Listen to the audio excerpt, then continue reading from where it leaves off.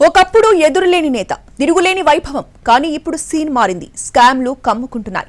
కమిషన్లు, విచారణలు, దర్యాప్తు సంస్థలు దూసుకొస్తున్నాయి. నిన్నటి వెలుగులు మాయమై అంధకారం కమ్ముకుంటోంది. గులాబీ బాస్ కి ముందున్నదంతా కష్టకాలమేనా? స్కామ్ల వలయం నుంచి బయటపడ్డం అంత తేలిక కాదా? బీఆర్ఎస్ అధినేత మాజీ సీఎం కేసీఆర్ చుట్టూ ముళ్ల కంచె బిగుసుకుంటోందా? 10 ఏళ్ల పాలనా కాలంలో చేసిన పొరపాట్లు, తప్పిదాలు ఉచ్చులా మారుతున్నాయా? అధికారంలో ఉండగా తీసుకున్న నిర్ణయాలు కేసీఆర్ తో పాటు పార్టీ భవిష్యత్తును అంధకారంలోకి నెట్టబోతున్నాయా? కేసీఆర్ చుట్టూ కేసుల ఉచ్చు బిగుసుకోవడం బీఆర్ఎస్ వర్గాలకు ఊపిరి సలపకుండా చేస్తోంది. ఓవైపు పార్టీ రోజురోజుకు బలహీనపడుతుంటే కేసీఆర్ పరిస్థితి ముందు నొయ్యి వెనక గొయ్యి అన్నట్టుగా తయారైంది. గతం ఒక వైభవం, వర్తమానం అంధకారం. కేసులు, కమిషన్లు, విచారణలు, స్కామ్ల వలయంలో చిక్కుకుంటున్న కేసీఆర్ 10 ఏళ్లు అధికారంలో ఉన్నారు. తెలంగాణలో తిరుగులేని శక్తి అనిపించుకున్నారు. కానీ ఓడలు బండ్లు, బండ్లు ఓడలు అవుతాయన్నట్టే అధికారం చేజారింది. అంధకారంలో కూరుకుపోతున్నారు.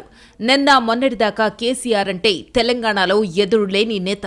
2014 ఎన్నికల్లో తెలంగాణకు తొలి సీఎం అయ్యారు. 2018 ఎన్నికల్లో తిరుగులేని ఆధిక్యంతో గెలిచి రెండవసారి అధికారంలోకొచ్చారు. 2023 ఎన్నికలు రివర్స్ కొట్టాయి. ప్రతిపక్షమే లేదనుకున్న తెలంగాణలో కాంగ్రెస్ సైలెంట్ గా పట్టు సాధించింది. రేవంత్ సీఎం అయ్యారు. కేసీఆర్ ఇంటికే పరిమితమయ్యారు. గతకాలము మేలు వచ్చుకాలము కంటెన్ అంటారు. ఒక 10 ఏళ్ల వైభవం చూసిన తర్వాత బీఆర్ఎస్ నేతలు అనుకోవలసిన మాటే ఇది. ఇప్పుడు ఎటు చూసినా కేసుల హడావిడి, దర్యాప్తు సంస్థల దూకుడు తప్ప మరేమీ కనిపించడం లేదు. మలిదశ ఉద్యమం మొదలైన నాటి నుంచి ఇప్పటి వరకు బీఆర్ఎస్ లేదా నాటి టీఆర్ఎస్ ఇంత నిస్తేజంగా, నిరాశగా గతంలో ఎన్నడూ లేదు. ఇప్పుడున్నన్ని చిక్కుల్లో ఎప్పుడూ కనిపించలేదు. ఎమ్మెల్యేల సంఖ్యాపరంగా చూస్తే గతంలో ఇప్పుడున్నదానికంటే బలహీనంగా ఉండి ఉండొచ్చు. కానీ అంకెలు, బలాబలాలకు సంబంధం లేని శక్తి ఏదో నాటి టీఆర్ఎస్ లో కనిపించేది.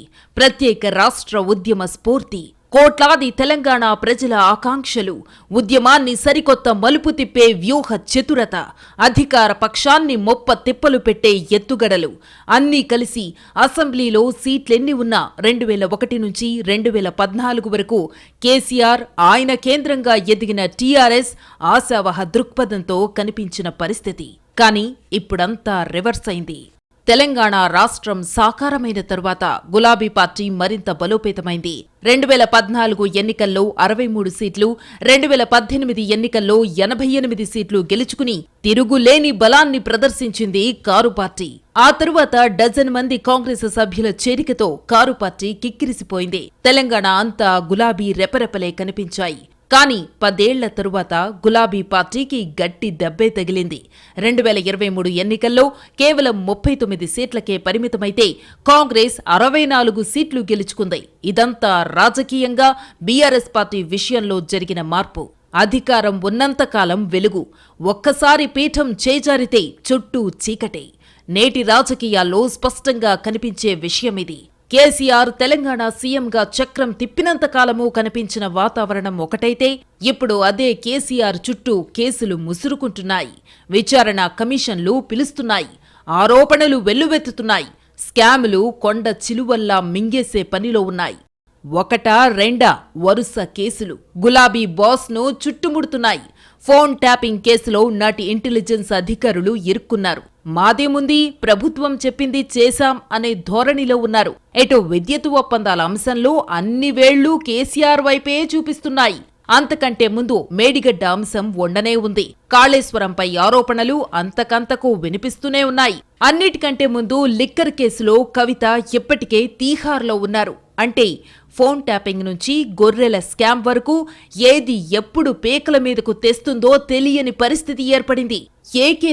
వీటిలో ఏ కేసు ఎప్పుడు కబళిస్తుందో, ఎందులో దర్యాప్తు సంస్థలు ఎప్పుడు ఏ నోటీసులతో వస్తారో తెలియని పరిస్థితి ఏర్పడింది. 14 ఏళ్లు ఉద్యమం చేసి తెలంగాణ రాష్ట్రాన్ని సాధించి 10 ఏళ్లు పరిపాలించిన కేసీఆర్ చుట్టూ ఇప్పుడు ఉచ్చు బిగుస్తోంది. గత వైభవం ఇక గతమే అన్నట్టుగా పరిణామాలు మారుతున్నాయి. అధికారం కోల్పోయినప్పటి నుంచి కేసీఆర్కు గడ్డు పరిస్థితులు ఎదురయ్యాయి. అసెంబ్లీ ఎన్నికల్లో త్రుటిలో అధికారాన్ని కోల్పోగా లోక్సభ ఎన్నికల్లో ఘోర పరాభవం ఎదురైంది. ఈ క్రమంలో కేసీఆర్ను కేసులు వెంటాడుతున్నాయి. అధికారంలో ఉన్నప్పుడు అవినీతి చేశారనే ఆరోపణలు పూటకొకటి వినిపిస్తున్నాయి. నిజానికి ముఖ్యమంత్రిగా ఉన్న సమయంలోనే కేసీఆర్ పై అనేక అవినీతి ఆరోపణలొచ్చాయి. ఇప్పుడు ప్రతిపక్ష నాయకుడిగా మారడంతో మరిన్ని ఆరోపణలు వెలుగులోకొస్తున్నాయి. పార్లమెంట్ ఎన్నికల తరువాత రాజకీయం కూడా మారిపోయింది. బీఆర్ఎస్ పూర్తిగా వెనుకబడిపోయింది. ఒక్క ఎంపీ సీటు కూడా తెచ్చుకోలేకపోయింది. కవిత జైల్లో ఉన్నారు. ఇలాంటి సమయంలో కేసీఆర్ కేసులతో ఉక్కిరిబిక్కిరి అవడం చూస్తే ఇక ఆ పార్టీ కోలుకోవడానికి అవకాశం ఉంటుందా అనే పరిస్థితి కనిపిస్తోంది. ఫోన్ ట్యాపింగ్ మెడకు బిగుసుకుంది. కరెంటు కొనుగోళ్లు షాక్ ఇస్తున్నాయి. కాళేశ్వరం అవినీతి ఆరోపణలు ముంచేస్తున్నాయి. గొర్రెల్ని మింగిందెవరని ఈడీ వచ్చేసింది. కూతురు తీహార్తో బందీ అయింది. ఎటు చూసినా గడ్డుకాలమే. కేసీఆర్ కి ముందున్నదంతా కష్టకాలమేనా? రాజకీయాలు ఎంత అనూహ్యంగా ఉంటాయో నేతల పరిస్థితి కూడా అంతే ఉంటుంది. ఒకనాడు తెలంగాణలో తిరుగులేదనిపించుకున్న కేసీఆర్ ఇప్పుడు కేసులు విచారణలతో గడపాల్సిన పరిస్థితి. 10 ఏళ్ల పాలనా కాలంలో గత ప్రభుత్వం చేసిన తప్పిదాలు ఆ పార్టీ నేతల్ని స్కామ్ల వలయంలో చిక్కుకునేలా చేశాయి. క్షేత్రస్థాయి నేతల నుంచి సాక్షాత్తు కేసీఆర్ వరకు కేసుల్లో ఇరుక్కుంటున్నారు. విద్యుత్ కొనుగోలు ఒప్పందాల అంశం ఇప్పటికే ముసురుకుంటోంది. తెలంగాణలో 24 గంటల విద్యుత్ వెలుగుల వెనుక నిజం బయటకొస్తోంది. దీనికి సంబంధించి జస్టిస్ నరసింహారెడ్డి నేతృత్వంలోని కమిషన్ నోటీసులు పంపింది. అటు కేసీఆర్ మాత్రం కమిషన్ విచారణను లెక్క చేయకుండా ఓ 12 పేజీల లేఖను రాశారు. గత ప్రభుత్వం దేశంలో ఎక్కడా లేనట్టు కరెంట్ ఇచ్చామని చెప్పుకుంది. కానీ ఒప్పందాల వెనుక జరిగిన వ్యవహారాలు, ఫలితంగా విద్యుత్ సంస్థలపై పడిన వేల కోట్ల భారం ఇప్పుడు వెలుగు చూస్తోంది. కొత్త థర్మల్ ప్లాంట్ల ఏర్పాటు వెనుక జరిగిన తప్పుడు నిర్ణయాలు కూడా బయటకొస్తున్నాయి. అనాలోచిత ఏకపక్ష నిర్ణయాలతో గత బీఆర్ఎస్ ప్రభుత్వం పేరు గొప్ప కోసం ప్రజల నెత్తిన అప్పులను రుద్దిందని నిపుణులు ఆరోపిస్తున్నారు. దీనిపై ఇప్పటికే కమిషన్ విచారణను స్పీడప్ చేసింది. అన్ని వర్గాల నుంచి సమాచారాన్ని సేకరిస్తోంది. కాంగ్రెస్ ప్రభుత్వం ఏర్పాటు కాగానే విద్యుత్ కొనుగోలు అంశంపై దృష్టి పెట్టింది. కేసీఆర్ ప్రభుత్వ హయాంలో విద్యుత్ కొనుగోళ్లలో పెద్ద ఎత్తున అవకతవకలకు పాల్పడ్డారని ఆరోపించింది. ఈ వ్యవహారంపై విచారణకు ఆదేశాలిచ్చింది. అందులో భాగంగా జస్టిస్ నరసింహారెడ్డి కమిషన్ను ఏర్పాటు చేసింది. విద్యుత్ ప్లాంట్లకు సంబంధించిన ఒప్పందాలపై బీఆర్ఎస్ ప్రభుత్వ హయాంలో పీపీఏలలో జరిగిన అవకతవకలపై జస్టిస్ నరసింహారెడ్డి కమిషన్ దర్యాప్తు చేస్తోంది.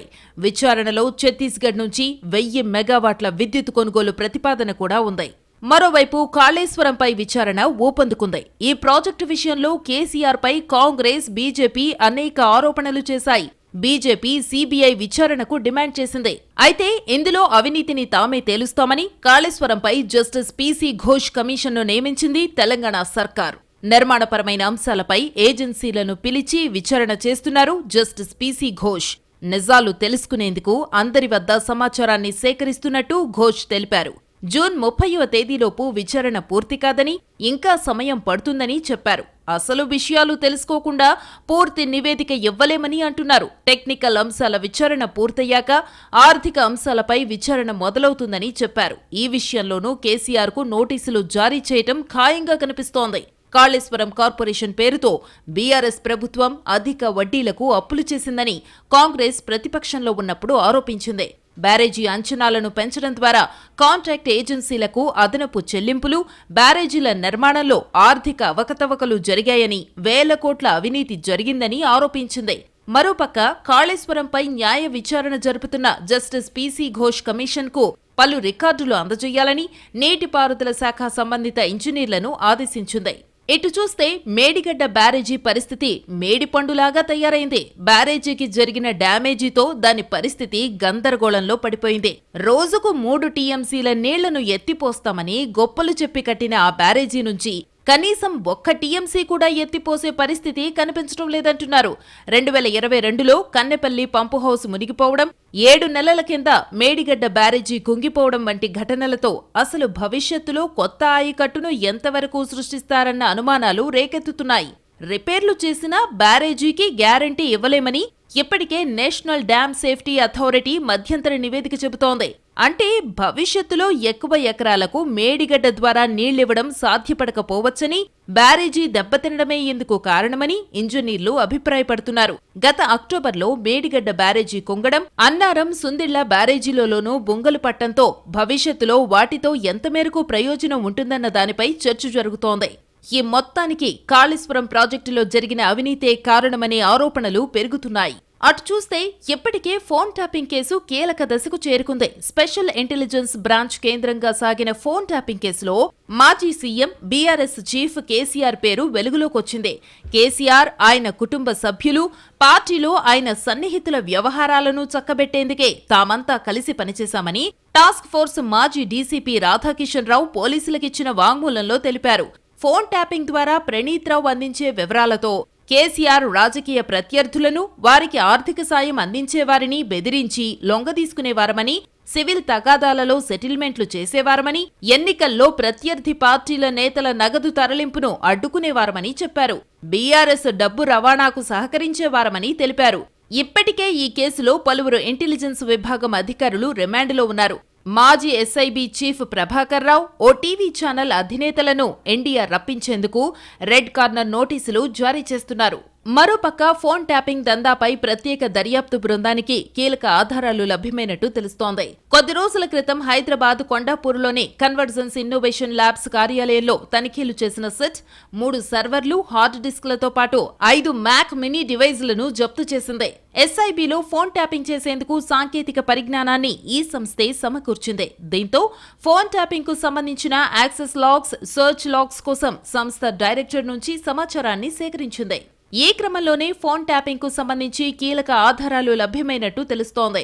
శాసనసభ ఎన్నికల నేపథ్యంలో గతేడాది ఆగస్టు నుంచి నవంబర్ చివరి నాటికి సుమారు 1200 సెల్ ఫోన్లను ట్యాప్ చేసినట్టు దర్యాప్తు బృందం ఇప్పటికే గుర్తించింది. ఎస్ఐబీ మాజీ ఓఎస్డీ ప్రభాకర్ రావు, కీలక నిందితుడు ప్రణీత్ రావు ఆదేశాలతో తాను 60 నుంచి 70 మంది ఫోన్లను ట్యాప్ చేసినట్టు దర్యాప్తు బృందానికి ఓ సీఐ ఇప్పటికే వాంగ్మూలమిచ్చాడు. అందులో సిద్దిపేటలో బీఆర్ఎస్ కు వ్యతిరేకంగా పనిచేసిన పలువురి సెల్ ఫోన్ సంభాషణలు విన్నట్టు వెల్లడించాడు. అలాగే ఎస్ఐబీతో పాటు టాస్క్ ఫోర్సుల్లో క్షేత్రస్థాయిలో కీలకంగా వ్యవహరించిన పోలీసు సిబ్బంది పలువురు ప్రభాకర్ రావు బృందం నిర్వాకాలపై వాంగ్మూలాలిస్తూ ఉండడంతో నిందితుల చుట్టూ ఉచ్చు బిగుస్తున్నట్టు తెలుస్తోంది.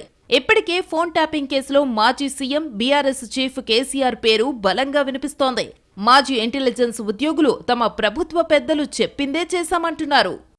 14 ఏళ్లు ఉద్యమ సారథిగా, 10 ఏళ్ల పాటు ప్రభుత్వాధినేతగా, 24 ఏళ్ల పాటు తెలంగాణలో కేసీఆర్ చక్రం తిప్పారు. ప్రభుత్వంలో ఉన్న, ప్రతిపక్షంలో ఉన్న, ఉద్యమ బాటలో ఉన్న కేసీఆర్ వ్యూహ రచనకు ఎదుటి పక్షం చిత్తయ్యేది. కానీ ఇప్పుడంతా రివర్స్, ఓన్లీ డిఫెన్స్. అధికారం అన్ని తప్పుల్ని కప్పిపుచ్చుతుంది. ఎన్ని స్కామ్లనైనా కనిపించకుండా చేస్తుంది. ఒక్కసారి అధికారం నుండి దిగిపోతే అన్ని రంగులు వీడిపోతాయి. చేసినవి, చేయనివి అన్నీ వచ్చి మీద పడతాయి. ఇప్పుడు గులాబీ బాస్ పరిస్థితి కూడా ఇదే. పారదర్శకంగా పాలన సాగించినప్పుడు ఏ గొడవ ఉండదు. కానీ అధికారం శాశ్వతం కాదని, 5 ఏళ్లకొకసారి తలరాత మారుతుందని మర్చిపోతే ఆరోపణలుగా మొదలై స్కాములుగా తేలి చివరకు బయటకు రాని పరిస్థితి ఏర్పడుతుంది. ఇప్పుడు కేసీఆర్తో పాటు ఆయన కుటుంబ సభ్యుల్ని కూడా కేసులు వెంటాడుతున్నాయి. ఢిల్లీ లిక్కర్ కేసులో ఈడీ, సీబీఐ కేసులో బీఆర్ఎస్ ఎమ్మెల్సీ కవిత అరెస్టై 3 నెలలు పూర్తవుతోంది. ఢిల్లీ జైల్లోని మహిళా ఖైదీల కాంప్లెక్స్ లోనే కవిత ఉన్నారు. Delhi liquor policy money laundering కేసులో మార్చి 15న కవితను ఈడీ అధికారులు అదుపులోకి తీసుకున్నారు. కవిత జ్యుడిషియల్ కస్టడీని కోర్టు పొడిగిస్తూ వస్తోంది. ఈ కేసు ఎప్పటికి తేల్తుందో తెలియని పరిస్థితి ఏర్పడింది.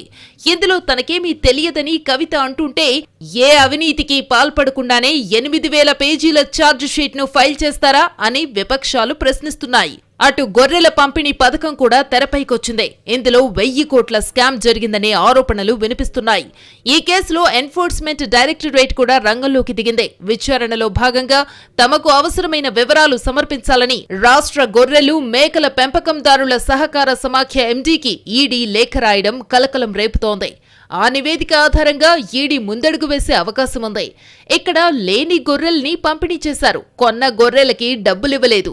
ఈ స్కామ్లో ఇంకా ఎవరెవరు ఇన్వాల్వ్ అయ్యారో తేల్చాల్సి ఉంది. ఇప్పటికైతే ఇది అధికారులు, మధ్యవర్తుల స్థాయిలోనే ఆగింది. ఇలా పలు కేసులతో బీఆర్ఎస్ అధినేత కేసీఆర్ పరిస్థితి ముందు నుయ్యి వెనక గొయ్యిలా తయారైంది. ఓవైపు పార్టీ రోజురోజుకి బలహీనపడుతూ ఉండడం, మరోవైపు కేసులు ఆయన్ని చుట్టుముడుతూ ఉండడం స్పష్టంగా కనిపిస్తోంది. గత 10 ఏళ్లుగా అపరిమిత అధికారాలను అనుభవించిన ఆయనకు ఎప్పుడూ దిక్కు తోచటం లేదు. రాష్ట్రంలో కాంగ్రెస్ ప్రభుత్వం అధికారంలో ఉండడం, కేంద్రంలో మోడీ సర్కార్ ఏకంగా ఆయన కూతుర్నే జైల్లో పెట్టడంతో కేసీఆర్ డిఫెన్స్ లో పడిపోయారు. లోక్సభ ఎన్నికల ఫలితాలు బీఆర్ఎస్ భవిష్యత్తును మరింత అయోమయంగా మార్చాయి. కాళేశ్వరం నుంచి ఫోన్ ట్యాపింగ్, విద్యుత్ కొనుగోలు ఒప్పందాల వరకు ఒక్కటొక్కటిగా కేసీఆర్ మెడకు చుట్టుకునే పరిస్థితులు అధికంగా కనిపిస్తున్నాయి. ఇవి కాకుండా చేప పిల్లల పంపిణీ, హరితహారంలో అవినీతి, అక్రమాలు కూడా వినిపిస్తున్నాయి. ఇదంతా చూస్తున్న గులాబీ పార్టీ కార్యకర్తలకు దిక్కుతోచని పరిస్థితి ఏర్పడుతోంది.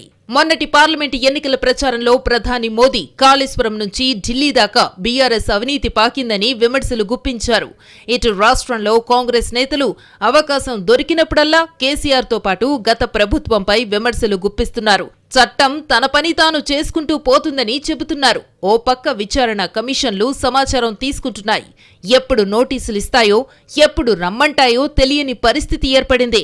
అన్ని సందర్భాలలో ప్రత్యక్షంగా వచ్చేది లేదని, అసలు కమిషన్కి ఉన్న అధికారం ఏంటని ప్రశ్నించే వీలుంటుందని కూడా చెప్పలేం.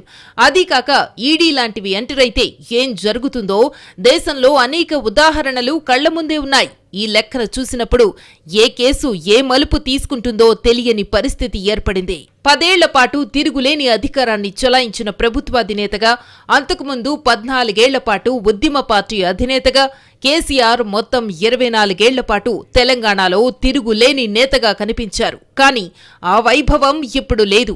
ఆ దూకుడికి ఇప్పుడు స్థానం లేదు. వర్తమానం, భవిష్యత్తు అన్నీ ప్రశ్నార్థకంగానే ఉన్నాయి. ఓ దశలో తెలంగాణ పెతగా బీఆర్ఎస్ వర్గాలు చెప్పుకున్న నేత ఇప్పుడు అదే తెలంగాణలో కేసుల్లో చిక్కుకుంటే ప్రజల్లో స్పందన లేదు. కనీసం పట్టించుకునేవారు కూడా లేరు. ఇటు చూస్తే ఎమ్మెల్యేలు ఎంతమంది చేజారిపోతారో అనే ఆందోళనలో బీఆర్ఎస్ వర్గాలున్నాయి. 2 జాతీయ పార్టీలు ఎంతమందిని గుంజుతాయో ఊహించలేకుండా ఉన్నారు. 10 ఏళ్ల పాటు తెలంగాణలో తిరుగులేని ఆధిపత్యాన్ని చెలాయించి దేశ రాజకీయాల్లో సైతం చక్రం తిప్పాలనుకున్న కేసీఆర్ ఇప్పుడు ఇంటికే పరిమితమయ్యారు. పక్క రాష్ట్రాల్లో ఆఫీసులు పెట్టి నేతల్ని కూడా చేర్చుకున్న కేసీఆర్ గత ఏడాది మహారాష్ట్రలో సభలు కూడా పెట్టారు. ఇప్పుడు సొంత రాష్ట్రంలోనే ప్రశ్నార్థకంగా మారిన తరుణంలో పక్క రాష్ట్రం సంగతి చూసే అవకాశమే లేదు. అటు కూతురిపై లిక్కర్ కేసు ఆరోపణలు, ఇటు స్వయంగా కేసీఆర్ పైనే ఫోన్ ట్యాపింగ్, విద్యుత్ కొనుగోళ్లు, కాళేశ్వరం ఆరోపణలు ముప్పేట దాడి చేస్తున్నాయి. అటు గొర్రెల స్కామ్ లాంటివి కొత్తగా ఎన్ని వెలుగులోకొస్తాయో చెప్పలేని పరిస్థితి. ఈ స్కామ్ల వలయంలో చిక్కుకున్న గులాబీ బాస్ బయటపడటం అంత తేలిక కాదనే వాదనలు వినిపిస్తున్నాయి. ఇది వాల్టి ఫోకస్. నమస్తే.